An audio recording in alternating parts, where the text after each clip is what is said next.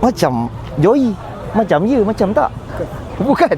Habis siapa ni? Saya kacaukan. Kacaukan apa? Cimak. Mak Cina bapak, mamak. Oh, Mak Cina. Oh, mana? Ya Allah. Bang, Ya. apa program kat JB ni bang? Ada tadi meraihkan my brother punya Retire. Tapi abang tak retire lagi ya? Tapi saya berbangga lah. Ha. Smart Lobster sekarang membuat cawangan kecil yang wow. Ini bukan saya punya bang, bukan. Ini bukan. Ini orang punya bang. Ini bukan cawangan. Ini lok-lok. Barulah bangga. Bukan. Ini kedai Cina. Dah lima kutip. Oh, ini bukan saya punya. Okey, macam duduk.